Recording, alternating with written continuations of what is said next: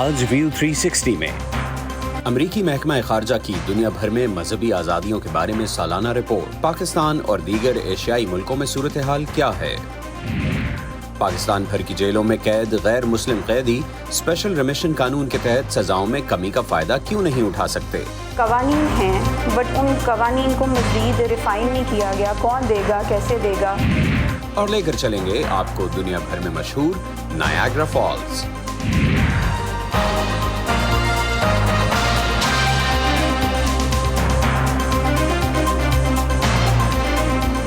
Voice of America کے Washington studios میں آپ سب کو خوش آمدید۔ آپ دیکھ رہے ہیں پروگرام ویو 360 اور میں ہوں محمد عاطف۔ دنیا بھر میں مذہبی آزادیوں کے حوالے سے امریکی محکمہ خارجہ کی سالانہ ریلیجس فریڈم رپورٹ جاری کر دی گئی ہے۔ United States Commission on International Religious Freedom اس رپورٹ میں امریکی محکمہ خارجہ کو جو بھیجی جاتی ہے، یہ ادارہ امریکی محکمہ خارجہ کو مختلف ملکوں میں مذہبی آزادیوں کے خلاف ورزیوں کے حوالے سے درجہ بندی کے لیے نام تجویز کرتا ہے۔ اس کے مطابق کنٹریز آف پرٹیکولر کنسرن یعنی خصوصی تشویش والے ممالک اور اسپیشل واچ لسٹ یعنی ایسے ملک جو مذہبی آزادیوں کی خلاف ورزیوں کی وجہ سے امریکہ کی واچ لسٹ میں شامل کیے جاتے ہیں۔ اس سال کی رپورٹ میں سن 2021 کا احاطہ جبکہ 2022 کے چند ابتدائی مہینوں کا تجزیہ شامل ہے۔ یہ رپورٹ پاکستان اور خطے کے دیگر ملکوں کے بارے میں کیا کہتی ہے، اس کی تفصیلات جانتے ہیں فائزہ بخاری سے، جو کیپٹل ہل سے ہمارے ساتھ اس وقت موجود ہیں۔ فائزہ، پاکستان کا نام CPC لسٹ میں برقرار رکھا گیا ہے، اس رپورٹ میں اس کی کیا وجوہات بتائی گئی ہیں؟ جی عاطف، بالکل ایسا ہی ہے۔ گزشتہ کئی سالوں سے پاکستان مسلسل جو ہے CPC یعنی کنٹریز پرٹیکولر کنسرن کی لسٹ میں، جس کا مطلب یہ ہے کہ وہاں پہ بدترین قسم کی جو مذہبی جو ہے خلاف ورزیاں وہ کی جاتی ہیں۔ کچھ جو پوائنٹس ہائی لائٹ کیے گئے ہیں ان میں ایک یہ ہے کہ خلاف جو مذہب ٹارگٹ کلنگ سے ہجوم کے ہاتھوں تشدد کے جو واقعات ہیں، اور اس طرح مختلف مذاہب کی عبادت گاہوں پر قبرستانوں کی جو بے حرمتی ہے اس کا ذکر کیا گیا ہے۔ احمدی کمیونٹی کے ساتھ مذہبی بدسلوکی کا خصوصی ذکر ہے اس رپورٹ میں۔ اس کے علاوہ جیسے ہندو، عیسائی، سکھ، احمدی، شیعہ، اس طرح کی جو مذہبی اقلیتیں ان کے خلاف جو ہیں ٹارگٹ کلنگ کے واقعات، اس کا ذکر کیا گیا ہے۔ توہین مذہب کو ایک اہم موضوع ہے اس رپورٹ کا پچھلے سالوں کی طرح، جس میں یہ کہا گیا ہے کہ اس کو بنیاد بنا کر کم از کم 55 افراد کا ناموں کا ذکر ہے اس رپورٹ میں، جن کو یا تو گرفتار کیا گیا یا قید کیا گیا ہے۔ اس کے علاوہ اس رپورٹ میں بالخصوص ہندو کمیونٹی جو ہے پاکستان کی، ان کے خلاف جو ہے جبراً ان کا مذہب تبدیل کرنے اور جبراً شادی جو ہے اس کے واقعات جو ہے اس کا ذکر بھی شامل کیا گیا ہے۔ جی عاطف۔ اور فائزہ، بھارت کے بارے میں بھی اس رپورٹ میں لکھا گیا ہے کہ وہاں بھی مذہبی شدت پسندی میں اضافہ اور آزادیوں کی صورتحال میں نمایاں طور پر بدتری آئی ہے، اس بارے میں مزید بتائیے۔ جی عاطف، بھارت جو ہے 2019 تک واچ لسٹ میں شامل ہوا کرتا تھا، لیکن اس کے بعد سے 3 سال سے مسلسل جو ہے بھارت بھی پاکستان کی طرح جو تشویشناک ترین ممالک ہیں CPC اس لسٹ میں شامل ہے۔ اور اس کی جو کچھ اہم وجوہات بتائی گئی ہیں، ایک تو یہ ہے کہ یہ کہا گیا ہے کہ بھارتی حکومت نے ہندو قوم پرست جو ایجنڈا ہے اس کو مزید آگے بڑھانے کے لیے ایسی پالیسیز ریاستی سطح پر بھی اور قومی سطح پر بھی ایسی پالیسیاں اپنائیں جس سے جو اقلیتیں ہیں ان کو ٹارگٹ کیا گیا ہے۔ اس کے علاوہ غداری کے جو قوانین ہیں ان کا بے جا استعمال، اس کے علاوہ اسپیشلی مینشن کیا گیا ہے UAPA جو قانون ہے، ان لافل ایکٹیویٹیز پریونشن ایکٹ، اس کے تحت کوئی بھی جو ہے صحافی یا انسانی حقوق سے تعلق رکھنے والے جو کارکن ہیں وہ حکومت کے خلاف تنقید کریں یا بھارت میں ہونے والے جو پرتشدد واقعات ہیں ان کو رپورٹ کریں تو ان کے خلاف جو ہے وہ جو ہے کارروائی ان کو ٹارگٹ کیا جاتا ہے۔ جی، اور فائزہ، افغانستان اور چین کے بارے میں کیا بتایا گیا ہے اس رپورٹ میں؟ افغانستان جو ہے وہ اب تک جو ہے وہ واچ لسٹ میں شامل رہا ہے، لیکن پہلی بار افغانستان کو بھی CPC میں شامل کر دیا گیا۔ اس کی وجہ یہ ہے کہ طالبان کی حکومت آنے کے بعد بہت سخت گیر جو ہے وہاں پہ قوانین جو ہے ان کا نفاذ کیا گیا ہے، اور خاص طور پہ جو شیعہ ہزارہ کمیونٹی ہے اس کو ٹارگٹ کرنے کا بھی ذکر ہے اس رپورٹ میں۔ اور چین جو ہے وہ ہمیشہ سے CPC لسٹ میں شامل رہا ہے۔ اس کی وجہ جو ہے سنکیانگ میں جو ہے ویگور مسلم ان کے خلاف جو ٹارگٹ کیا گیا ہے انہیں، اس حوالے سے شامل ہے۔ بہت شکریہ فائزہ، آپ کیپٹل ہل سے ہمیں اس رپورٹ کی تفصیلات بتا رہی تھیں۔ اس رپورٹ میں پاکستان سے متعلق بیان کے بارے میں مزید بات کرنے کے لیے اس وقت ہمارے ساتھ موجود ہیں اسکالر اور تجزیہ کار خورشید ندیم۔ खुर्शीद साहब, एक तरफ तो एक खुशाइन बात यह है कि तौहीन मज़हब के इल्ज़ामात के वाक़यात में 2020 के मुकाबले में कमी आई, लेकिन साथ ही जैसे अभी हमारी रिपोर्टर फ़ायज़ा बुखारी बता रही थी कि शिया, अहमदी, हिंदू और मसीही अक़लियतों पर हमलों में इजाफ़ा हुआ। इसकी क्या वजूहात हैं? मेरा ख्याल है जो कमी हमें दिखाई दे रही है उसकी बड़ी वजह ये है कि गुज़श्ता अरसे में जो बड़े वाक़यात हुए उनमें खुद स्टेट का इंटरेस्ट बड़ी हद तक कंप्रोमाइज़ हुआ और उसका नुकसान हुआ। जैसे खास तौर पर सियालकोट का वाक़या, उससे ये हुआ कि बड़े पैमाने पर रिएक्शन हुआ, स्टेट ने रिएक्ट किया। उस नौजवान को जिसने सारे वाक़े में बहादुरी का किरदार अदा किया उसके अवार्ड दिया गया, कानून हरकत में आया और आप देख रहे हैं कि पूरी सोसाइटी और स्टेट लेवल पर एक बड़े पैमाने पर रिएक्शन हुआ। सारा इसकी डायमेंशन थी ऐसी कि जिसका ताल्लुक स्टेट के बराह रास्त मफादात से। ताहम ये जो अहमदी कम्यूनिटी और बाकी लोगों के वाक़यात हैं, इनका ताल्लुक स्टेट के मफादात से ज़्यादा खुद सोसाइटी के मामलात से है। और यही वजह है कि इस तरह के वाक़यात जब होते हैं तो स्टेट शायद उतनी ज़्यादा सेंसिटिव नहीं होती या उसका जो रद्द-ए-अमल है उतना शदीद नहीं होता जैसे हमें सियालकोट के वाक़े में नज़र आए। इसका सबब ये है कि अहमदियों के बारे में आप जानते हैं हमारे यहाँ ख़ास तरह का तासुब पाया जाता है, उसके बड़े असबाब हैं और जो तफसील का यहाँ मौका नहीं है। और इसी तरीके से बाकी जब आपको पता है कि ये 9/11 के पस मंज़र में इस्लाम वर्सेस वेस्ट का एक सारा मामला शुरू हुआ, तो क्रिश्चियन कम्यूनिटी के बारे में भी एक राय हमारे यहाँ पाई जाती है जैसे वो अगरचे पाकिस्तानी शहरी हैं लेकिन वेस्ट को रिप्रेजेंट कर रहे हैं। क्रूसेड्स के हवाले से हमारी एक है अंडरस्टैंडिंग है हिस्ट्री की और सोसाइटी में। खुर्शीद साहब, आपको क्या लगता है कि हुकूमत की जिम्मेदारी, अगर मैं माजरत चाहता हूँ मैं कता कलामी की, आपने जो जिक्र किया है कि कुछ जगहों पर स्टेट के हाथ बन जाते हैं, लेकिन स्टेट की ये जो एम्पावरमेंट है ये करने के लिए कम्युनिटी का फिर क्या रोल होना चाहिए है?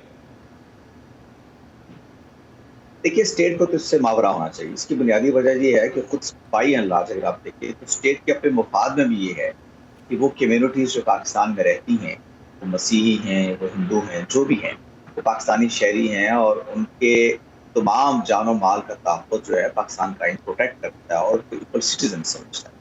खुर्शीद साहब, इसी से जानो माल के तहफ़्फ़ुज़ से, आई एम सॉरी हमारे पास वक्त चूँकि कम है तो मैं चाहता हूँ कि आप एक और सवाल को भी एड्रेस कीजिए कि रिपोर्ट जो आई है इसमें हिंदू और मसीही अक़लियतों से ताल्लुक़ रखने वाली लड़कियों की जबरन तब्दीली मज़हब और फिर मुसलमान मर्दों से शादियों के वाक़यात का भी जिक्र है।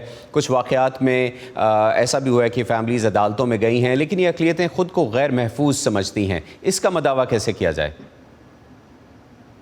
अच्छा, उसमें मैं आपको बताऊं कि दो मुख्तलिफ तरह की रिपोर्ट्स आ रही हैं। अभी हाल ही में इंस्टीट्यूट ऑफ पॉलिसी स्टडीज़ की रिपोर्ट आई है इसमें। उसका फाइंडिंग्स ये हैं कि इन वाक़यात के बयान में कुछ एग्जेजरेशन हुई है, मुबालगा आराई हुई है। ये वाक़यात उतने ज़्यादा नहीं हैं जितने बयान किए जाते हैं। मैं तो एक सजेशन दे चुका हूँ इस्लामी नज़रियाती कौंसिल लेवल पे कि चूँकि कॉन्ट्रडिक्टरी रिपोर्ट्स हैं, इस्लामी नज़रियाती कौंसिल लेवल पे एक वक्त बना देना चाहिए जिसमें अक़लियतों के लोग भी हों और जो मेन पॉलिटिकल पार्टीज़ हैं उनके लोग भी हों और वो इस सारे इलाके का दौरा करें जहाँ के बारे में ये रिपोर्ट्स आती हैं। क्योंकि अभी तक मेरे पास भी कोई ऐसी, जैसे मैंने अर्ज़ किया आपको, IPS की रिपोर्ट भी आई है, वो बिल्कुल एक और तस्वीर पेश कर रही है और बाज़ कुछ और रिपोर्ट्स एक और तस्वीर पेश कर रही हैं। तो अभी इस तरह चीज़ें कुछ मुबालगा आराई की नज़र हो रही हैं। इस पर सही और अच्छी इन्वेस्टिगेशन की ज़रूरत है। राइट, बहुत शुक्रिया खुर्शीद नदीम साहब, आपने हमें ज्वाइन किया रावलपिंडी से इस बारे में बात करने के लिए। पाकिस्तान की जेलों में कैदियों को ईद उल फितर, ईद उल अज़हा, 12 रबीउल अव्वल, यौम पाकिस्तान, 14 अगस्त, कायद आज़म डे और क्रिसमस जैसे त्योहारों के मौके पर सदर, वज़ीर आला और IG जेल खाना जात की तरफ से सज़ाओं में कमी दी जाती है। इसके अलावा कैदियों को ऑर्डनरी रिमिशन और स्पेशल रिमिशन भी दी जाती है। ऑर्डनरी रिमिशन तमाम मज़ाहिब के लोगों को दी जाती है जबकि स्पेशल रिमिशन मज़हब की बुनियाद पर दी जाती है। स्पेशल रिमिशन के तहत अक़लियतों के लिए सज़ाओं में कमी का कानून तो मौजूद है, लेकिन क्या आज तक कोई भी कैदी इस सहूलत से फ़ायदा उठा सका है? बता रहे हैं ज़ियाउर रहमान लाहौर से अपनी इस रिपोर्ट में। पाकिस्तान के सूबा पंजाब में कैदियों को स्पेशल रिमिशन के तहत अपने अकायद और मजहब की बुनियाद पर मुक़द्दस किताबें पढ़ने पर सज़ाओं में रियायत दी जाती है। पाकिस्तानी अदालत इन दिनों एक ऐसे केस की समाअत कर रही है जिसमें मुसलमानों को दी जाने वाली सज़ाओं में कमी की बुनियाद पर दीगर मज़ाहिब के मानने वालों को भी रियायत देने की दरख्वास्त की गई है। अदालत आलिया लाहौर में दायर दरख्वास्त में मौक़िफ़ इख्तियार किया गया है कि गीता, बाइबल, ग्रंथ साहब और दीगर मजहबी किताब पढ़ने पर गैर मुस्लिम कैदियों को सज़ा में छूट दी जाए। पाकिस्तान में ख़ुसूसन पंजाब में जो हमारी अक़लियत हैं, जैसे हिंदू हैं और क्रिश्चियन हैं और सिख हैं या कोई भी माइनॉरिटीज़ हैं, इनके जो भी मेंबर जो जेल में होते हैं, जो जिन्हें सज़ा सुनाई जाती है, उनको रिमिशन नहीं मिलती उनकी मुक़द्दस किताबें पढ़ने पर, जैसे कि मुसलमानों को मिलती है। जेल कावानीन 1978 की शिक 215 की सब शिक नंबर 4 के मुताबिक अगर कोई शख्स दौरान कैद अपने अकायद की मजहबी किताब या कोई और किताब पढ़ता है तो उसे सज़ा में छूट दी जाती है। महकमा जेल खाना जात पंजाब के मुताबिक सूबा भर की कुल 42 जेलों में से 34 जेलों में 1188 गैर मुस्लिम कैदी हैं, जिनमें से 1168 मसीही, 19 हिंदू और सिख कैदी शामिल हैं। गैर मुस्लिम कैदियों में 5 मसीही खवातीन और 1 हिंदू खातून कैदी भी शामिल है। दस्तावेजात के मुताबिक मसीही मजहब के सबसे ज़्यादा अफराद रावलपिंडी और लाहौर की जेलों में कैद हैं, जिनमें 320 सज़ा याफ्ता और 829 मुल्ज़मान के केस ज़ेर समात हैं। 45 साला सुहेल याफत, जिनका ताल्लुक मसीही मजहब से है, एक साबका सज़ा याफ्ता कैदी हैं जो इन दिनों एक गैर सरकारी तंजीम में गैर मुस्लिम कैदियों के हकूक़ के लिए काम करते हैं। वो इस समात को खुशाइन करार देते हैं। सुहेल याफत के मुताबिक दौरान कैद उन समेत बहुत से कैदी अपने हकूक़ से बेखबर थे। जो मुस्लिम प्रिजनर्स जिसे मुस्तफ़ीद हो रहे हैं वो 3.5 साल के लगभग जो है माफ़ी बनती है। अगर यही माफ़ी माइनॉरिटीज़ या क्रिश्चियन या हिंदूज़ के लिए भी अगर निज़ाम वज़ा कर दिया जाए तो कम अज़ कम ये 2 साल तो माफ़ी बनती है। पाकिस्तान का आइन अपने हर शहरी को मसावी हकूक़ देता है। यही वजह है कि परचम में भी अक़लियतों को नुमाइंदगी दी गई है और किसी को मजहब की बुनियाद पर कानून में कोई रियायत हासिल नहीं। महकमा जेल के मुताबिक कुछ ख्वानदा कैदी और निजी फलाही तंजीमें जेलों में दरसो तदरीस का बंदोबस्त करती हैं, जहाँ दीनी अलूम का भी बंदोबस्त किया जाता है। तालीम मुकम्मल करने पर एक कमेटी उसका इम्तिहान लेती है, जिसमें सुपरिटेंडेंट जेल, महकमा औकाफ का नुमाइंदा, मकामी कॉलेज का प्रिंसिपल और एक हुकूमत का नुमाइंदा शामिल होता है। कानूनी माहिरीन समझते हैं कि सज़ाओं में छूट के हवाले से मुतल्लिक़ कवानीन तो मौजूद हैं, मगर उनकी वजाहत ज़रूरी है। 100 साल पुराने कवानीन बने हुए हैं, पाकिस्तान बनने से पहले के हैं, और उसमें टाइम एंड अगेन कुछ अमेंडमेंट्स आई हैं। कवानीन हैं बट उन कवानीन को मज़ीद रिफ़ाइन नहीं किया गया। कौन देगा, कैसे देगा? सो ये एक मैकेनिज़्म है जो कानून में मौजूद नहीं है। महकमा के मुताबिक सूबा भर की जेलों में मसाजिद बनाई गई हैं, जिनकी इमामत सरकारी इमाम या कैदियों में से ही कोई एक कैदी करता है, जबकि दीगर मज़ाहिब से ताल्लुक़ रखने वालों की इबादत गाहें कदरे कम हैं। Ziaur Rehman, voice of America, Lahore. तुर्की को अब से अक़वाम मुत्तहिदा में तुर्की कहा जाएगा। अक़वाम मुत्तहिदा में तुर्की की जानिब से बाज़ाब्ता दरख्वास्त पर रजामंदी के बाद ये मंजूरी दी गई है। कई और बैनुल-अक़वामी इदारों से भी तुर्की का नाम तब्दील करने के लिए कहा जाएगा, जो तुर्क सदर की जानिब से गुज़श्ता साल के आखिर में शुरू की गई री-ब्रांडिंग मुहिम का हिस्सा हैं। रजब तैयब एर्दोगान ने दिसंबर में कहा था कि तुर्की तुर्क अवाम की सकाफ़त, तहज़ीब और इक़्तिदार की बेहतरीन नुमाइंदगी और इजहार करता है। ज़्यादातर तुर्क पहले से ही अपने मुल्क को तुर्की के नाम से जानते हैं, ताहम अंग्रेज़ी नाम तुर्की को मुल्क के बाहर और अंदर भी बड़े पैमाने पर इस्तेमाल किया जाता है। तुर्की ने ऐलान किया है कि वो अपने पड़ोसी मुल्क यूनान से आला सतही मुज़ाकरात मुअत्तल कर रहा है। तुर्की के सदर एर्दोगान ने बुध के रोज़ अंकारा में अपनी पार्टी से ताल्लुक़ रखने वाले कानून साज़ों को एक इजलास में बताया कि उन्होंने मशरक़ी बहरुल-काहिल में मादनियात की तलाश और बहिरा एजन में समंदरी हदूद जैसे अहम मुतनाज़ मामलात पर मुज़ाकरात जारी ना रखने का फ़ैसला किया है। दोनों मुल्कों के दरमियान ये मुज़ाकरात गुज़श्ता साल दोबारा शुरू हुए थे। तफसीलात देखते हैं इस रिपोर्ट में। एक ऐसे वक्त में बहिरा एजिन के मामले पर कशीदगी में इजाफा हो रहा है, जब तुर्की और यूनान एक दूसरे के जंगी तैयारों की जानिब से अपनी अपनी फ़ज़ाई हुदूद की खिलाफ वर्जी का इल्ज़ाम आयद कर रहे हैं। ये समंदर इलाकाई हुदूद से मुतालिक तनाज़े का मरकज़ बना हुआ है। इस माह के शुरू में तुर्की के सदर तैयब एर्दोगान ने कहा था कि यूनानी वज़ीर आज़म किरियाकोस मित्सोटाकिस तब से उनके जहन से गायब हो चुके हैं, जब से उन्होंने अमरीकी कांग्रेस को तुर्की को फौजी साजो सामान की फरोख्त रोकने के लिए कहा है। अंकारा यूनान के दोबारा मुसल्लह होने के प्रोग्राम से फिक्रमंद है, जिसके बारे में तुर्की का दावा है कि इन हथियारों को तुर्की के करीब वाक़े जजीरों पर नस्ब किया जा रहा है।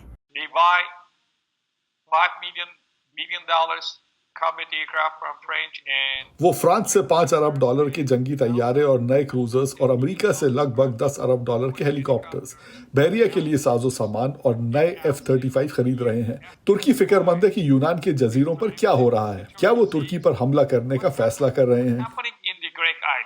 यूनान का सर-ए-नौ मुसल्लह होने का प्रोग्राम एक ऐसे वक्त में सामने आया है जब अमरीकी कांग्रेस ने अनकरा की जानिब से रूस के मिसाइल सिस्टम की खरीदारी पर खदशात के बायस अमरीका से हथियार लेने की कोशिशों का रास्ता रोक दिया था।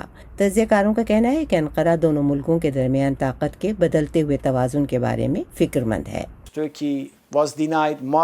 तुर्की को कई वजूहात की वजह से जदीद फौजी साजो सामान नहीं दिया गया, जबकि यूनान को उस तरह के हथियारों तक रसाई हासिल है और इससे यकीनन अस्करी सूरत हाल का झुकाव यूनान की जानिब होगा। तुर्क वज़ीर ख़ारजा चावुशोलू ने मंगल के रोज़ ये इंतबाह करके कशीदगी में इजाफा कर दिया कि तुर्की यूनानी जजीरों के इक़्तिदार आला को चैलेंज करने के लिए तैयार है। उन्होंने यूनान पर एक बैनुल अक़वामी माहिदे की खिलाफ वर्जी का इल्ज़ाम लगाया जिसमें इस इलाके को गैर फौजी रखने का वादा किया गया है, लेकिन यूनान का कहना है कि वो ये इक़दामात अपने दिफा के लिए कर रहा है।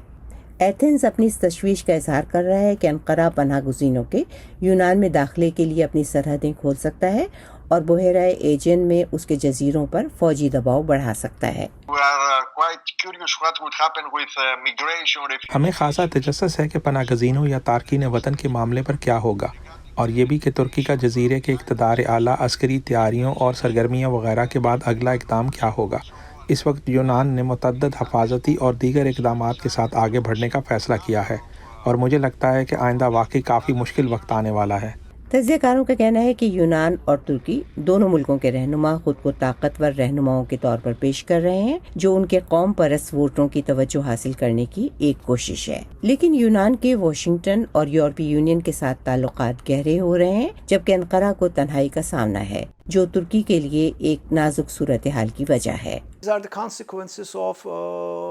ये गुज़िश्ता दहाई में तुर्की की स्ट्रेटेजिक गलतियों के नताइज हैं। अपनी हद से ज़्यादा खुद एतमादी के सबब कि वो अकेले अपने आस पास के इलाके को अपनी मर्जी के मुताबिक ढाल सकता है, तुर्की ने सबको नाराज़ कर रखा है।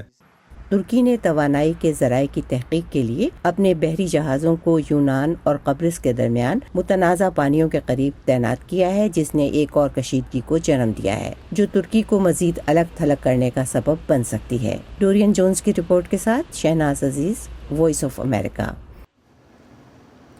इन तनाज़ों, रूस यूक्रेन जंग और नेटो के रुकन की हैसियत से तुर्की की बाकी दुनिया के लिए क्या अहमियत है, इस बारे में मज़ीद बात करते हैं मुसन्निफ़ और तज्ज़ियाकार फ़र्रुख सोहेल गोविंदी से, जो स्काइप के ज़रिए हमें इस्तांबुल से ज्वाइन कर रहे हैं। फ़र्रुख सोहेल, पहले तो ये बताइए कि एक ऐसे वक्त में जब पहले ही यूक्रेन में जंग के बायस यूरोप भर में बेचैनी है, तुर्की और यूनान के तनाज़े से सूरत हाल किस हद तक बिगड़ सकती है? ये रीजन में बहुत इम्बैलेंस हो रहा है, चूँकि तुर्की खुद एक नेटो मुल्क है और आर्मी की स्ट्रेंथ के हवाले से सेकंड लार्जेस्ट कंट्री है, लेकिन 2016 के बाद तुर्की अमेरिकी ब्लॉक से निकलकर कुछ रूस की तरफ उसका झुकाव हुआ है। खुसूसन जब S-400 मिसाइल सिस्टम इन्होंने लिया और सीरिया के अंदर रूस तुर्की मुआहदा हुआ और वहाँ का इंतज़ाम तुर्की ने रूस को दिया, तो तुर्की इनफैक्ट अमेरिका का उस तरह इत्तेहादी नहीं है जो 2016 से पहले था, जब यहाँ पर एक नाकाम फौजी बगावत हुई।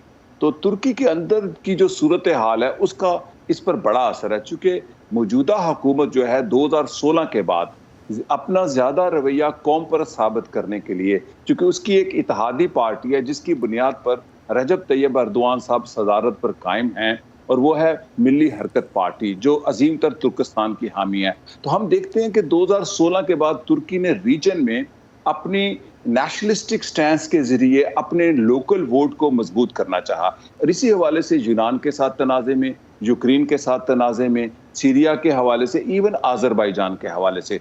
तो जो रीजन में अब जो यूनान मिलिटराइजेशन करने जा रहा है वो उसका रिजल्ट है, जो तुर्की ने 2016 के बाद नेटो से ज़्यादा अपना इन्हिसार रूस की तरफ भी कुछ झुकाव किया, ज़्यादा नहीं लेकिन कुछ। एक तरफ तो मैं चाहूँगा कि हम ज़रा बात करें, चूँकि आपने नेटो का भी जिक्र किया, तो तुर्की के फिनलैंड और स्वीडन के नेटो में शमूलियत के खिलाफ तहफ़्फ़ुज़ात हैं, तो दूसरी तरफ वो रूस के जंगी बहरी जहाज़ों को यूक्रेन पर बमबारी के लिए समंदरी हदूद से गुजरने का रास्ता नहीं दे रहा।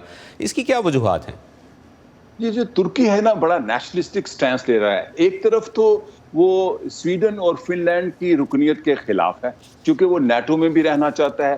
دوسری طرف وہ گندم کی رسائی کے لیے باسفورس کو راستہ بھی دینا چاہتا ہے لیکن جنگ کے استعمال کے لیے باسفورس کا راستہ نہیں دینا چاہتا. یعنی کہ ترکی ایک بالکل ریوائول چاہتا ہے کہ وہ جیسے نیو آٹومن امپائر کی ایک ریجنل پاور بن کر سامنے آیا ہے. یہ اس کا اظہار ہے کہ ایک طرف وہ نیٹو میں نئی یورپین مملکتوں کو نہیں آنے دینا چاہتا, دوسری طرف روس سے تعلقات رکھنا چاہتا ہے, نیٹو میں بھی رہنا چاہتا ہے, امریکہ سے بھی تعلقات چاہتا ہے. وہ ایک نیا ریجنل پاور پلیئر بن کر سامنے آیا ہے, اسٹریٹجک پلیئر پاور. جی تھینک یو سو مچ. آپ نے استنبول سے ہمارے لیے وقت نکالا اور اس موضوع پر ہم سے بات کی.